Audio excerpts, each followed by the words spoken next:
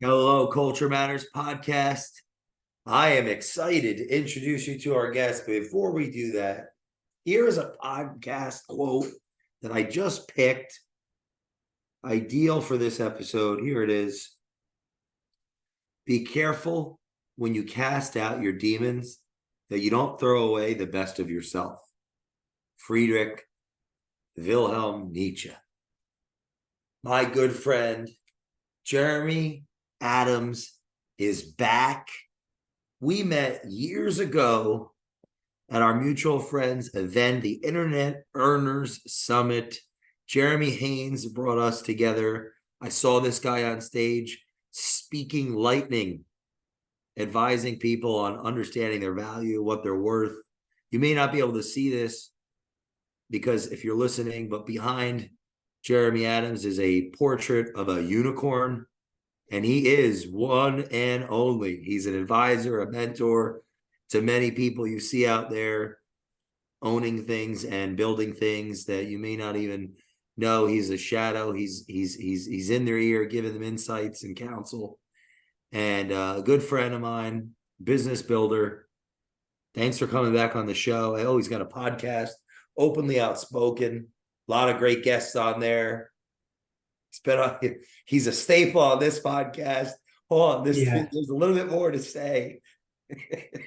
it's your podcast is basically the only form of content I've been involved in the last 2 years. I haven't been posting on social. I put my podcast on pause. I've just been really focused on building our companies. Why? Why is that so important to you to focus? Um, I just have the belief that, and part of it could be some form of limited belief, but I feel very strongly in the opposite that there is a social pressure of entrepreneurs, you know, millennial and younger entrepreneurs, that it's so important to have a social presence for like personal brands. And a lot of it kind of just makes me sick to my stomach and it doesn't feel right for me. And uh, the people that I look up to the most, uh, a majority of them, the ones that I know have built massive success, I barely use social media, don't have personal brand. So I'm not anti-personal brand. One of my co-founders has built a big personal brand, and for that particular business, it serves it well. But for me, I just don't think at this stage in my career, creating content is the best use of my time. I feel that could shift in coming years. There may be a point when I get a wild hair of my ass and I want to do some more of that. I actually have some ideas. I thought something I would be really good at. I've been thinking about it for a while. Did you know how you still see masks, people wearing masks? Just interviewing people in public, super uncomfortable. Why are you still wearing this mask?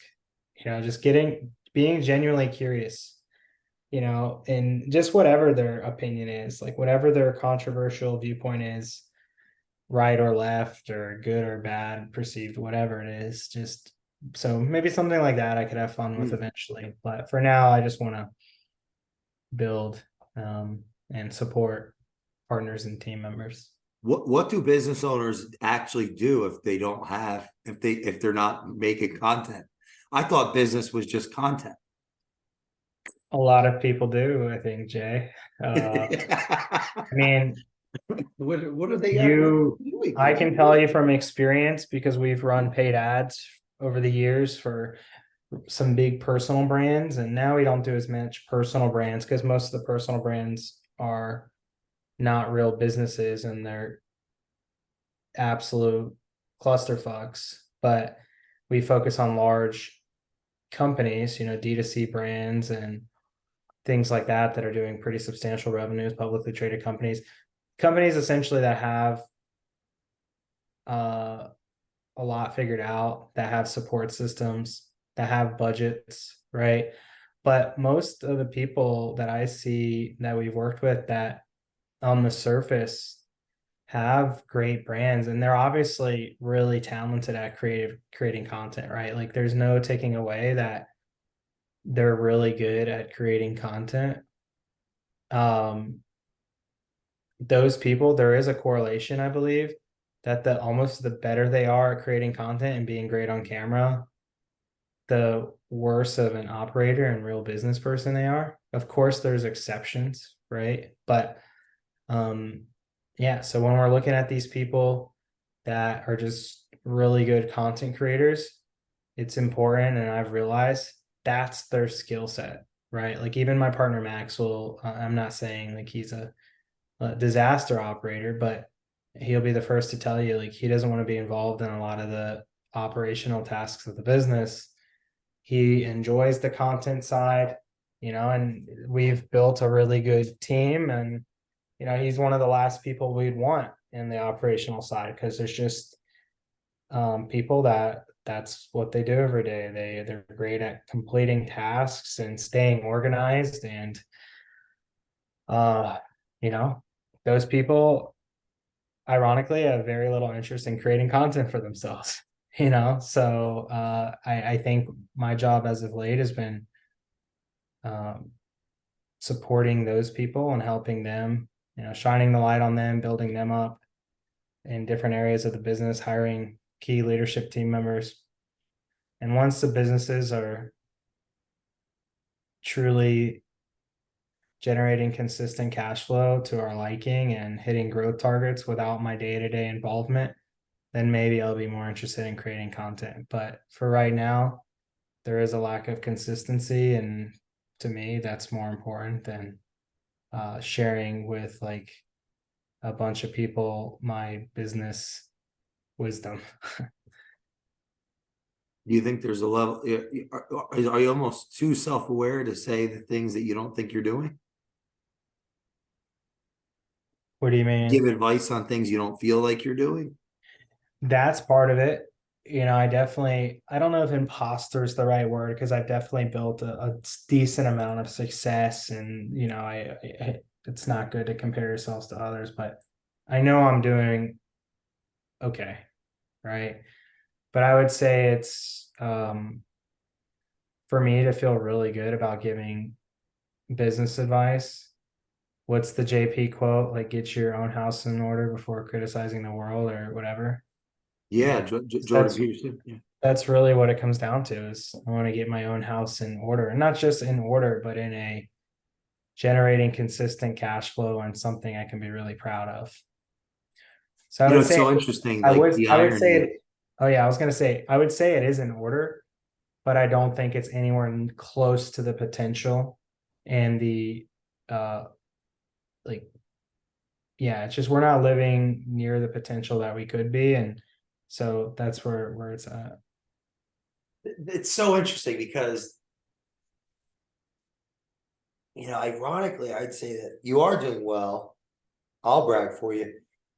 The mere fact that you'd even think this thought and question yourself from a cultural perspective would make me, caring about the culture of online human beings, right? Leadership online would be like, yeah, I want to follow the leader that knows they're just a person. They don't think.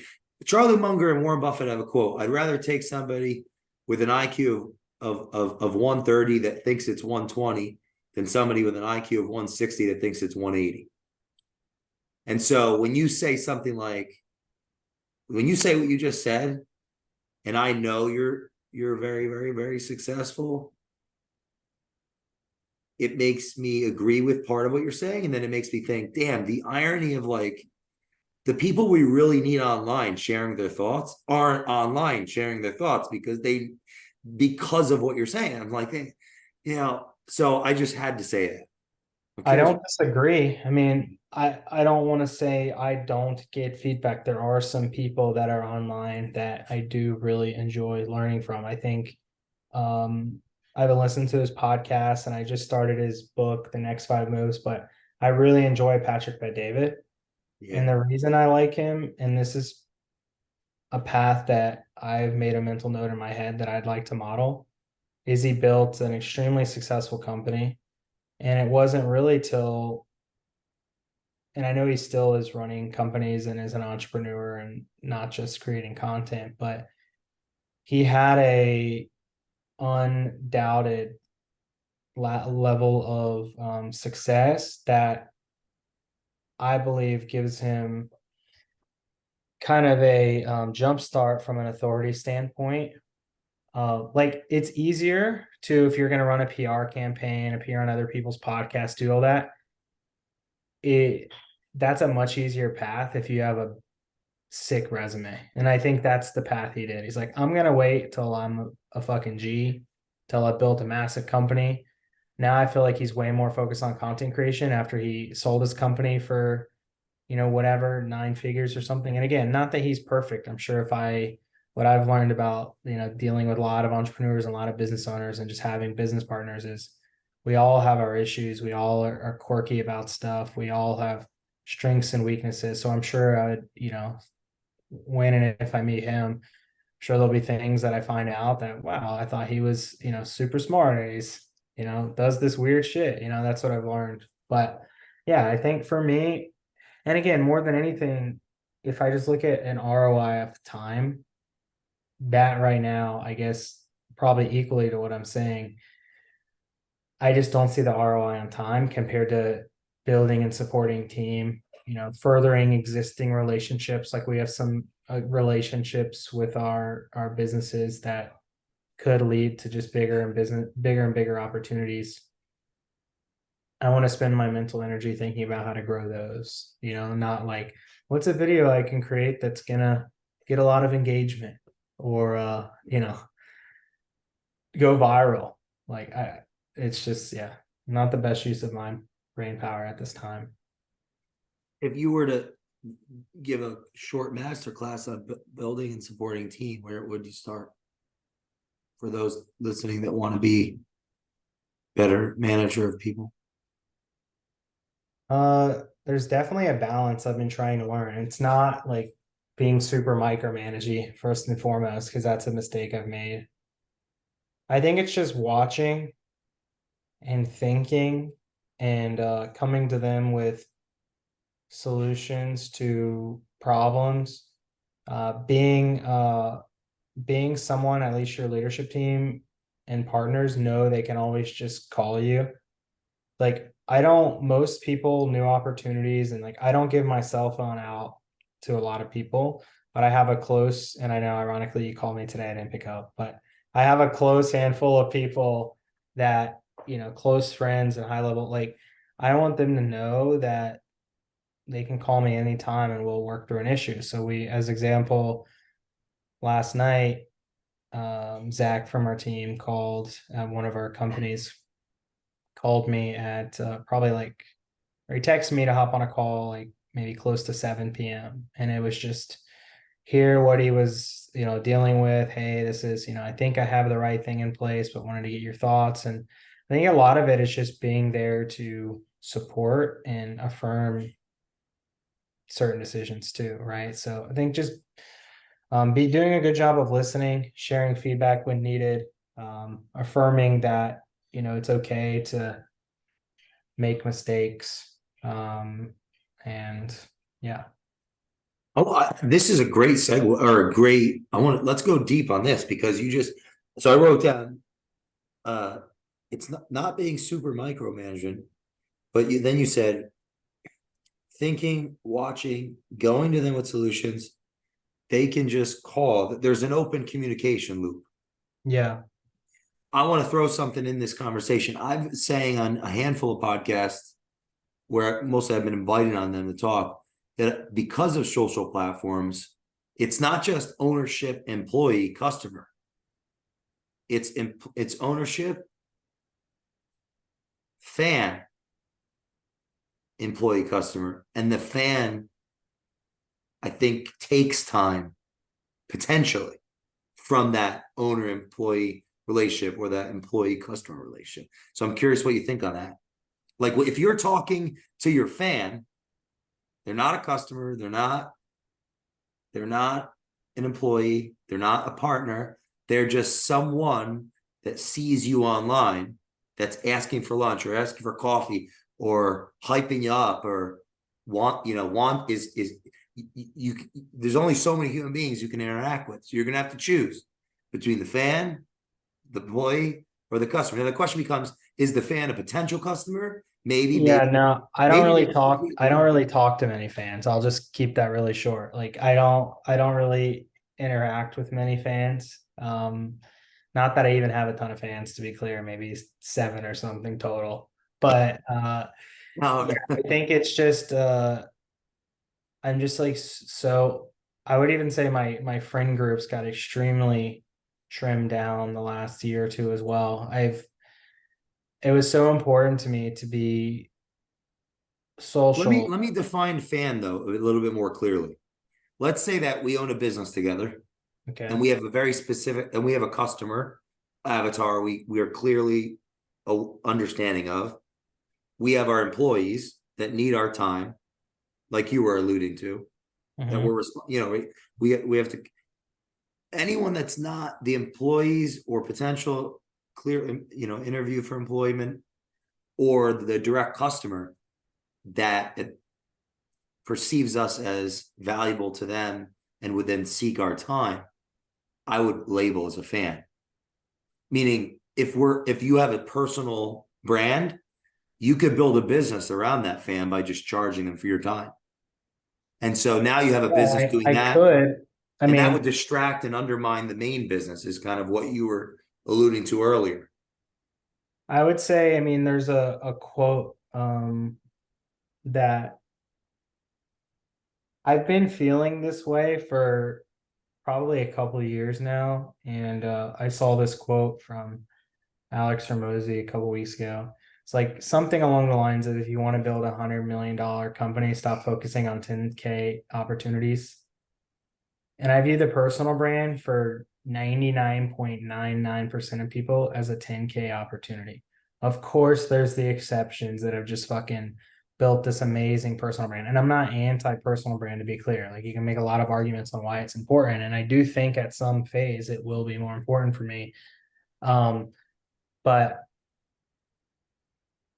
I've said this many times, maybe even on one of your podcasts, like, how many of the Fortune 500 companies, how many of the CEOs do we truly know? How many executive teams?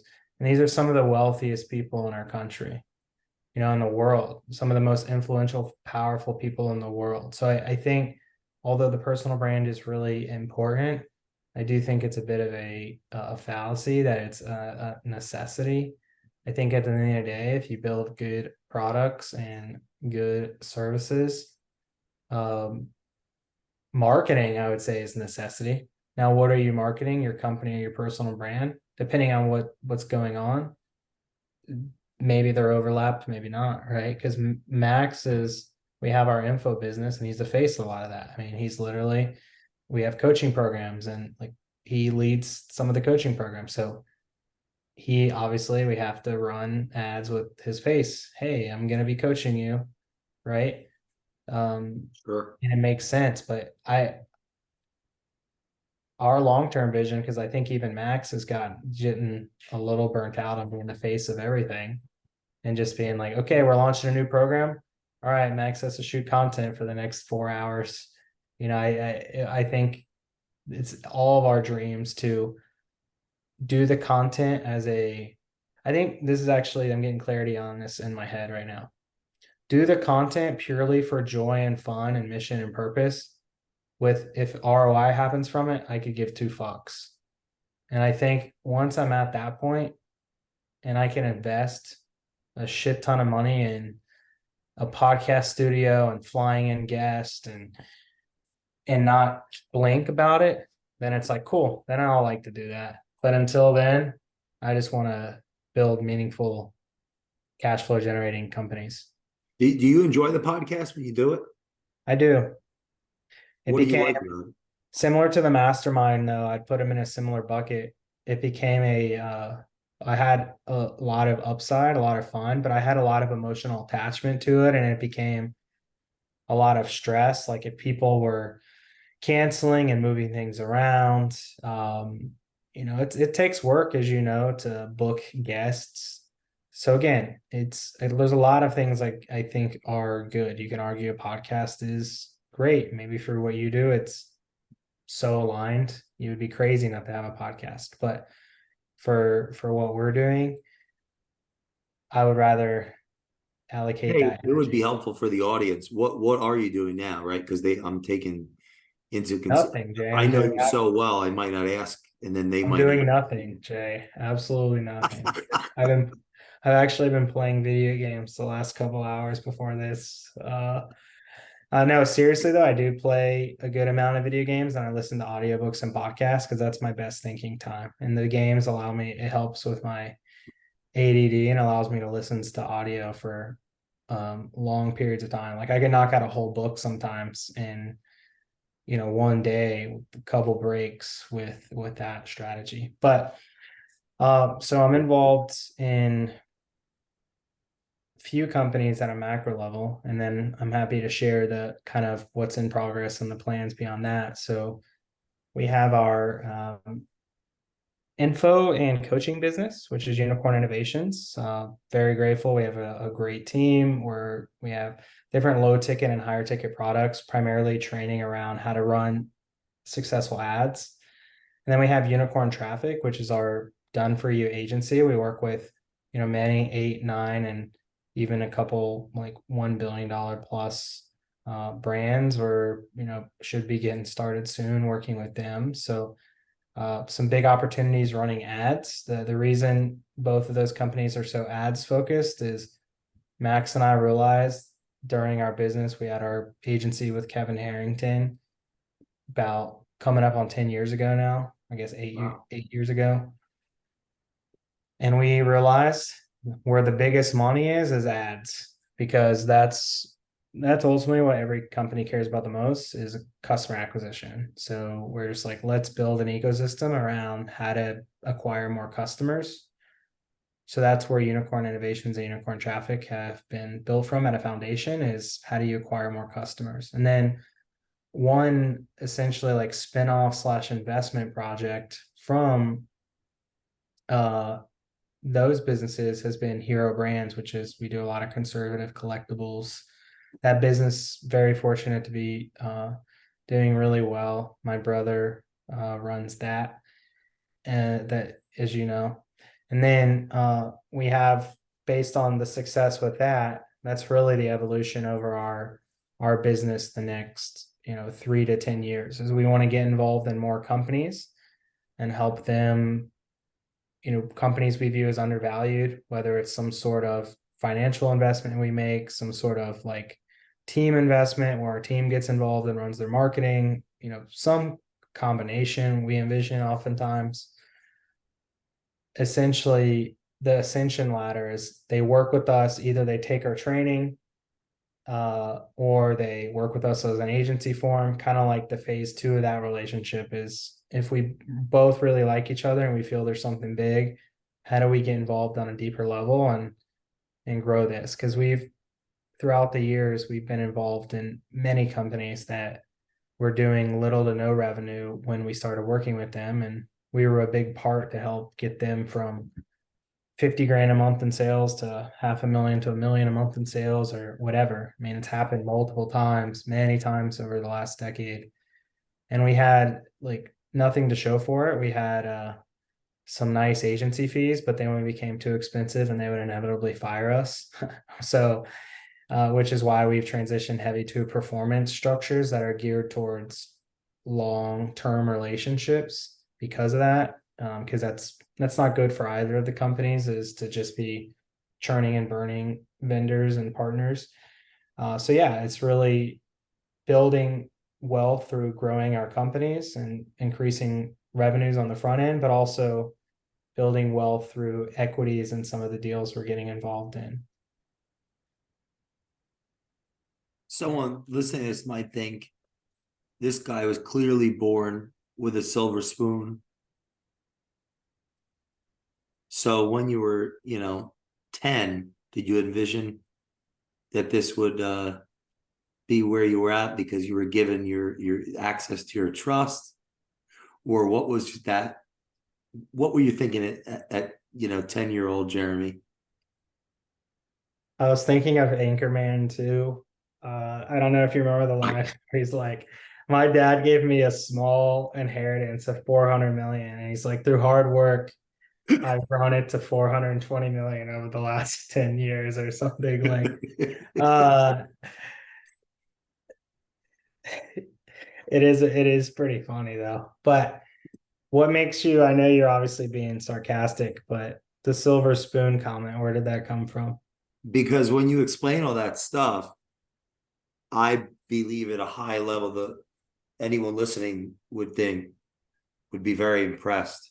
And so then they'd be thinking as a way. So we argue for other people's gifts as a way to reinforce our subconscious limitations. So people always, it happens to me all the time where they'll say like these great things about me. And I believe that it's actually not to say that it isn't true, because I put a lot of work into being this helpful, but I can sense that someone's putting me up to subconsciously push themselves down. So I wanted to get to know your story a little bit better, because after that really eloquent explanation of all their business dealings that I think you've earned and goes above a lot of people's, the average, even business person's education or experience, it might be helpful to understand just how much money you were given in your inheritance so that they can know you were born on second base.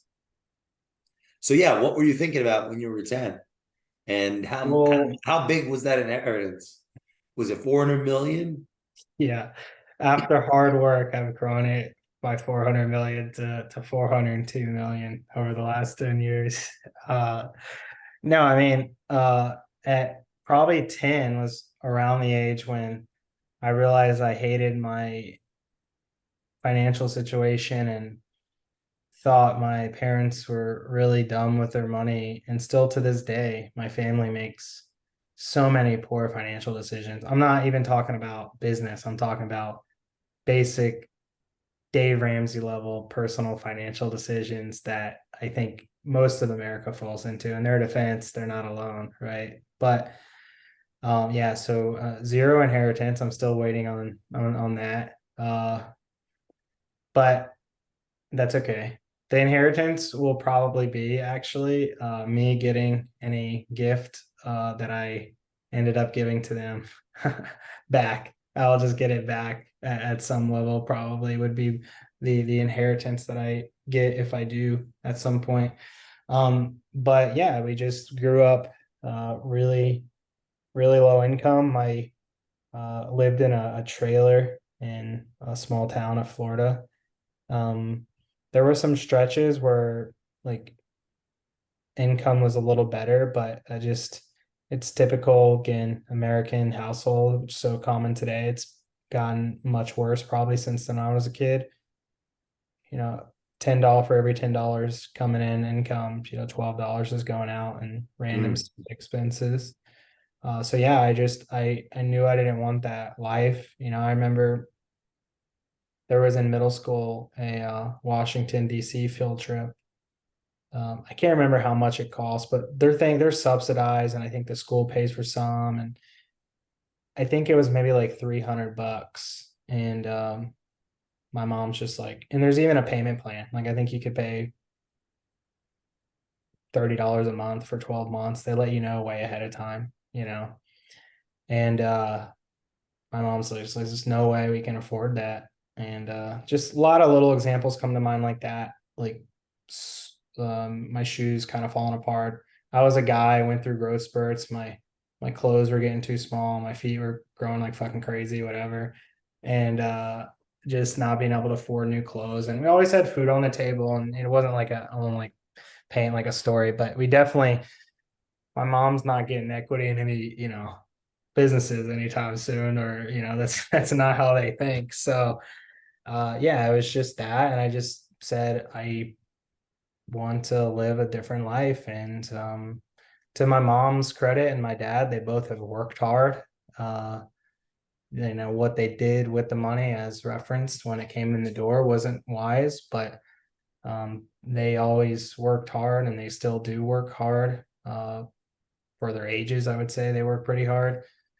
So I think I got that from them, and I just always wanted to uh, just build something big. And I would just tell myself, I want to be wealthy. I want to be wealthy. And obviously, I learned through time that being wealthy and sacrificing all your values and morals and working with people you hate definitely isn't the path. So I went through some dark times there. But as I've recalibrated, building success by having people around you that don't drive you absolutely insane and doing things that you enjoy. I mean, it's the best life to live, and we're fortunate that in this country, you know, anybody can, if they want to work hard enough. There's no guarantee you're going to be a billionaire, but if you work really hard, you can provide a decent life for your family. What's so bad about working with people you hate for money? Um, I think it's possible depending on the dynamic. So I think close relationships with people you hate is really tough. I think if it's a, you know, you're a drop shipper, you're working with a t-shirt printer or something for your clothing business, and the guy's just a little bit of a dick, but you know, just have a call with him once a month. Maybe you in your head. And I guess it just comes down to your values too. If your values are like, I just want to print cash and I'm gonna be ruthless, then maybe working with people you dislike is fine and tolerable. For me, I'm a like relationship person at my core, and probably a little bit, you know, lean on the emotional side at times. So, you know, people I work on a day to day, I don't think we have to be best friends, but I feel there needs to be a mutual respect, and we need to be able to communicate as adults. And if we can't do that, then it's just not a fit. There's so much opportunity out there. What do you think's happening with the economy? I mean, I've never been one to like sound the alarm because I do believe in the American economy at our core. And the reason I still have faith long term in our economy is, I mean, tons of European, Middle Eastern, Asian investors are investing in our markets, investing in real estate.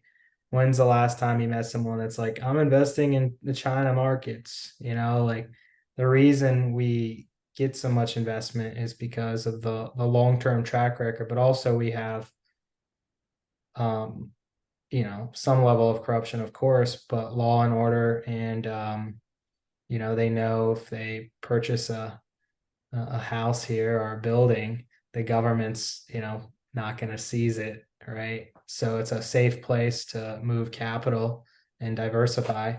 Um, Now, I think with that being said, I have long-term hope for the future. I think we'll figure it out. But with what's happening in the commercial real estate market, it's very scary. I mean, default rates, I think, are going to get really high because people just aren't going to the office.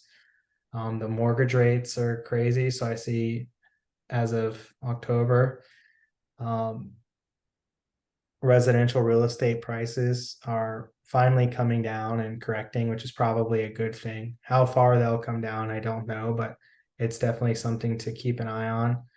And then the uh, student loans just started to be like they were delayed for 3+ years because of Mm. COVID, all that bullshit. 3.5 year delayed. You don't even have to make a payment in many Wow. cases. And now, as of October 1st, people are paying. Inflation has been record high, as everybody knows, the last couple of years. So it's like not panic quite yet, but you know, we're getting pretty close where we just have to keep an eye on shit. Like even me, like I can't even believe I go to grocery stores and how much stuff is. I'm like, I spent $100 and I thought I was just going there to get like three things.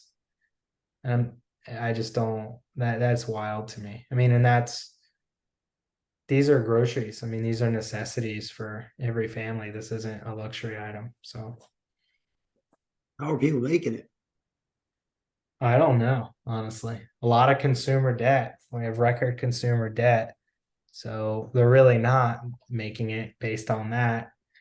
Record consumer debt, it's it's a really well-known statement at this point, but half of the country doesn't have $1,000 in cash to pay for an emergency expense. I mean, but simultaneously, like there's markets like new car markets are doing really well. At the end of the day, like we can blame the country for making some mistakes and politicians, but consumers have to take some accountability. There's just a bunch of fiscally retarded people. Like it's pretty crazy to me. Yeah, let's say that you had you had nothing right now. What's the first thing you do, or very limited resources? Start all Mm, over. I mean, probably because I still enjoy it. We have with a couple of the two of the companies, we have a sales team component, and I still love like I have a high ticket sales background with kind of my role and as an entrepreneur in companies. I was, handling a lot of the sales and the relationships with our big clients and stuff. There's big money in high ticket sales or sales in general. So if you're good at sales, you make six figures or higher. So I would go into sales. Um, there's so many sales opportunities out there, remote closing. I mean, you can do a lot of sales from anywhere in the world at this point. So that would be the one. I may even do that by selling my businesses and I'm just bored. Maybe I'll just like take up a side job for fun. I genuinely just enjoy the challenge of getting people over objections and getting them to buy. It's an adrenaline rush to get them to wire the money or give your credit card. What makes a good salesperson? Resourceful, relentless, constantly learning, really just understanding objections are normal. I mean,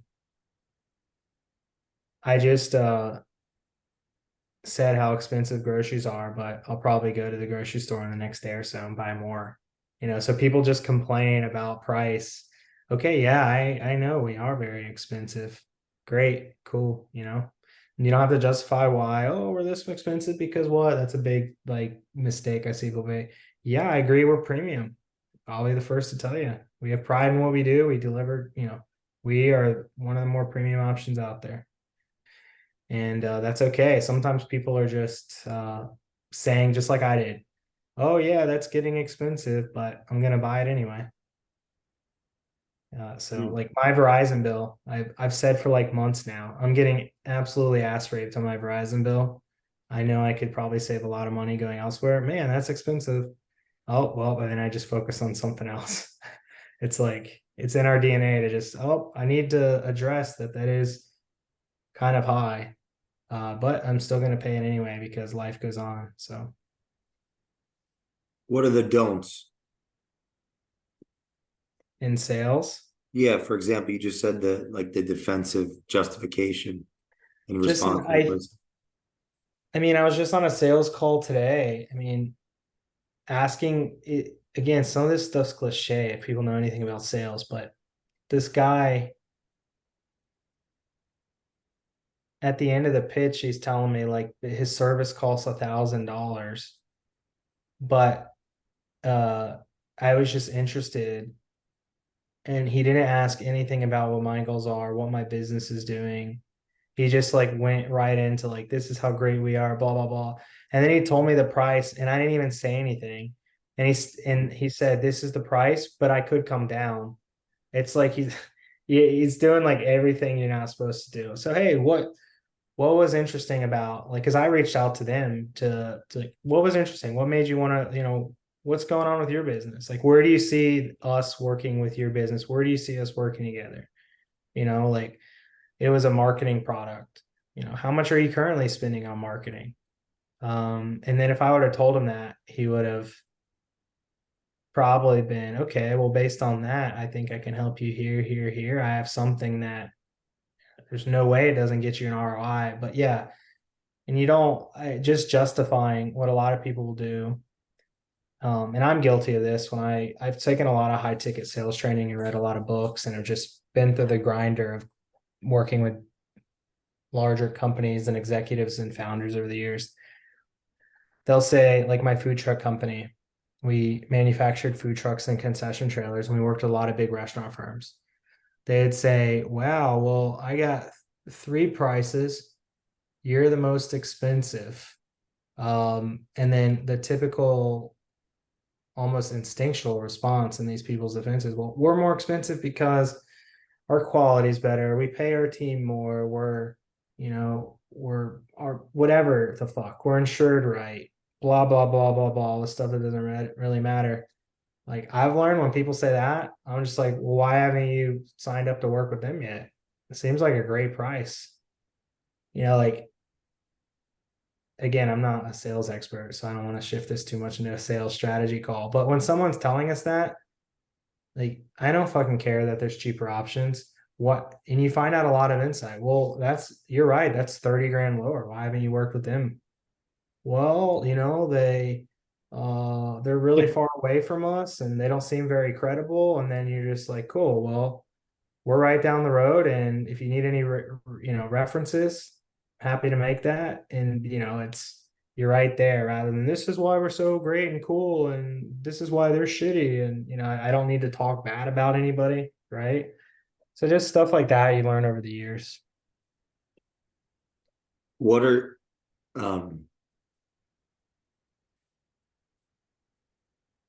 what questions do you have for me? Why'd you cut your hair? No, I'm just kidding. You already told me before the show. Yeah. I don't know what questions I have for you, Jay. I thought you were just questioning me the whole time. I didn't Yeah, come. it's like what do you call it? Like the detectives. What's your social security number? I guess, what do you think the theme of this conversation is? I don't even know.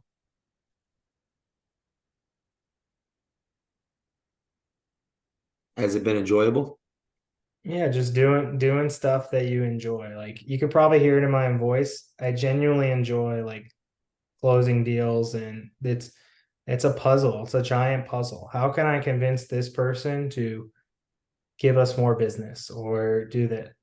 I enjoy that stuff, right? So I think going back to how a lot of this started, why don't I create content? I don't see a great ROI, and I also don't really enjoy it compared to. And again, I just think if someone doesn't enjoy content, they shouldn't be making content, in my opinion. Good advice.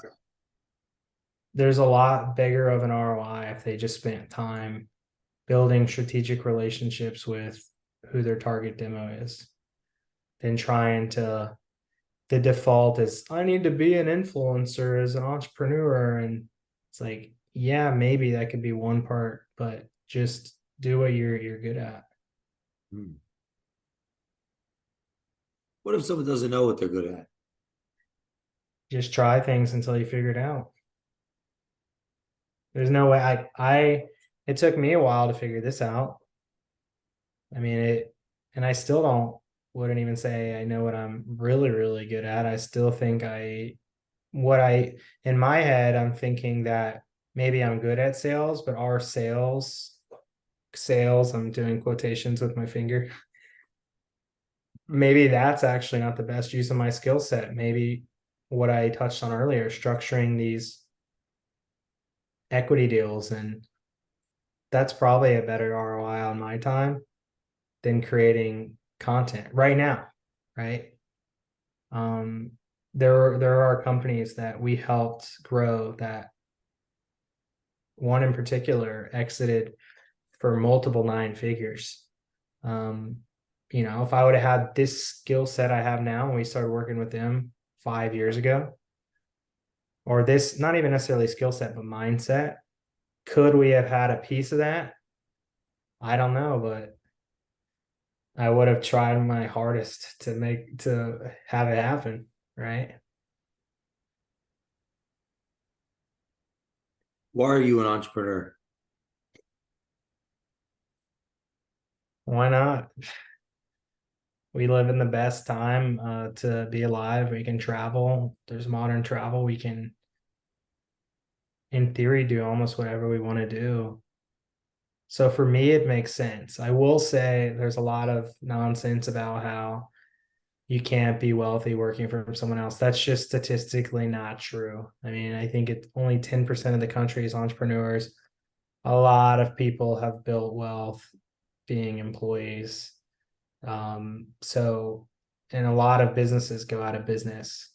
So it's not a fit for everybody. I will say our core team members, we're small businesses, obviously, but we want to pay people well. I want my team members to do well financially, and because then they are going to live better lives, and selfishly, they're not going to be looking to leave us. So the right owners want to have their employees be very successful. Um, but yeah, I for the right opportunity, I'm not one of those. I can never fucking work for somebody. Like again, for the right thing, if it what I've learned is if an opportunity aligns with my values of freedom and authentic connection and just something that feels good for me, would I technically work for another company one day? Possibly. I love baseball. If the Atlanta Braves offered me an executive position, I'd be interested. Yeah, right. So, but for now and probably the foreseeable future, entrepreneurship makes the most sense. And if not entrepreneurship, a role that comes with a lot of the qualities that entrepreneurship does. Where do you think the average 30-year-old today should be in their life? Some clarity on just what you want to do,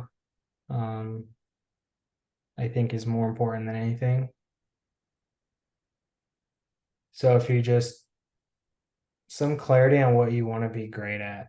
If you can have that figured out by 30, I think you'll be fine in life. So if you want to just be, if you're a plumber, I want to be the best fucking plumber I can be. And if that's working my way up within a large company, if that's starting my own small business at some point, if you're just a great at being a plumber, you're going to get a lot of fulfillment. And it's just one of those trade jobs right now that are just in such high demand. You're going to be wealthier than most of the 4-year degrees. So whatever that is, though, you want to be a content creator, you want to create a lot of content. I mean, I see so much content now, people just post stuff, and I can tell they put so much time into it and thought.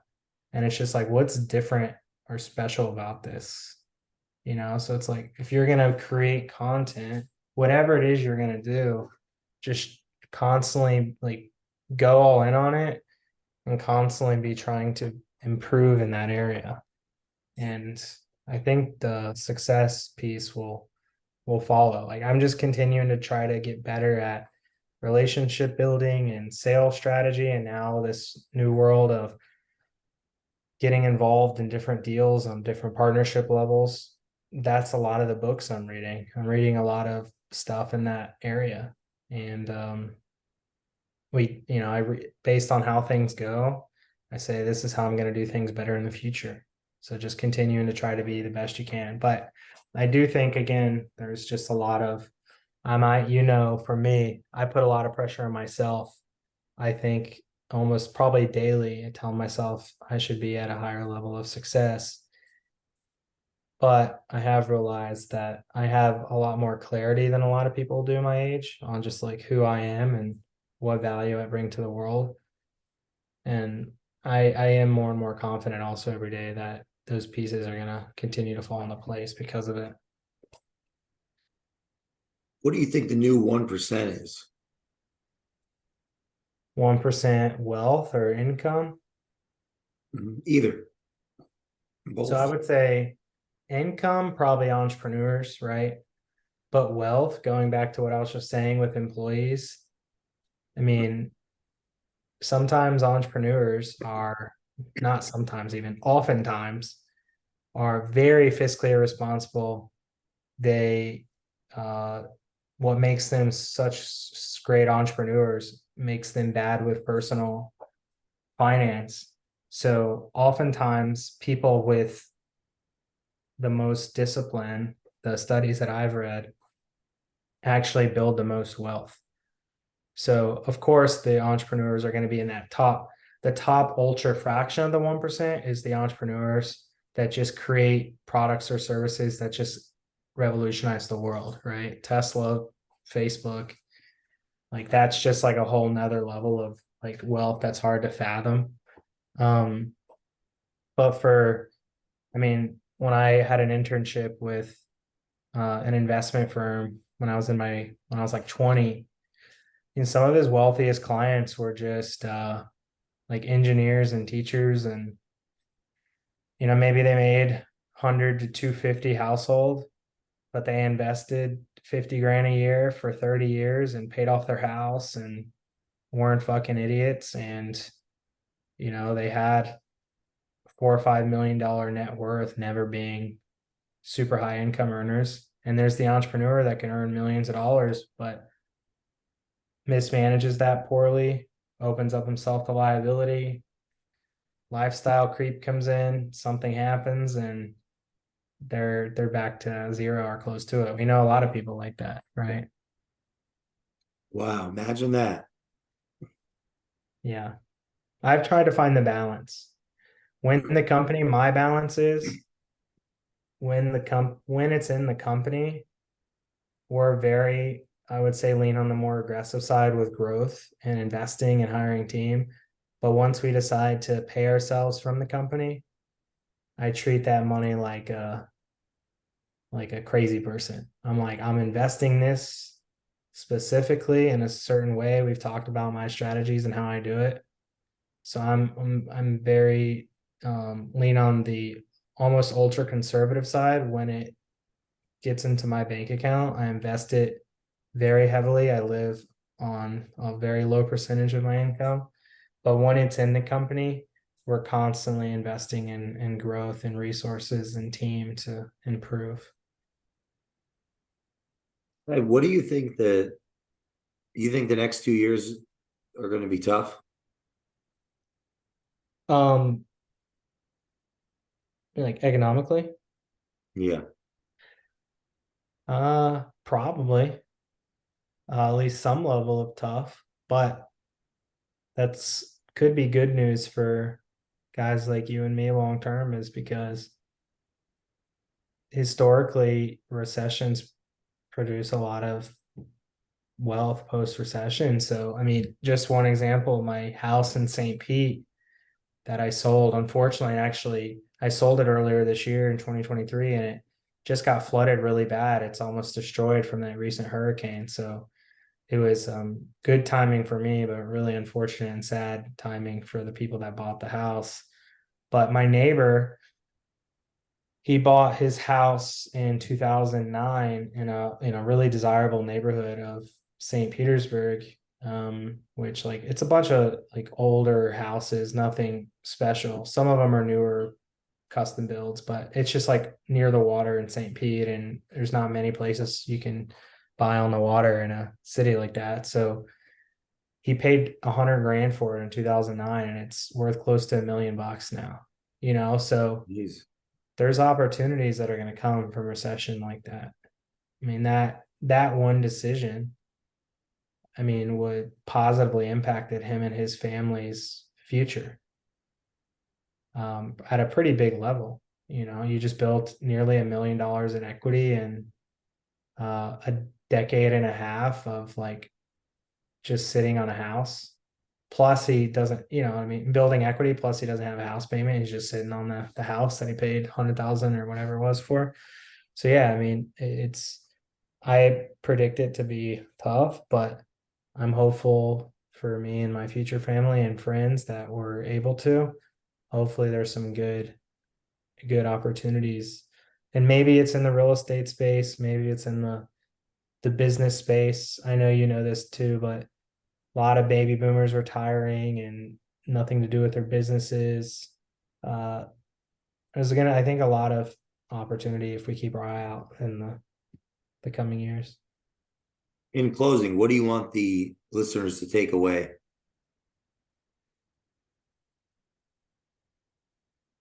Mm, thanks for listening to all my rants, firstly. And just know that if you liked anything that I said, that the irony is I really don't even know what I'm talking about. None of us do. So I'm figuring it out just like you.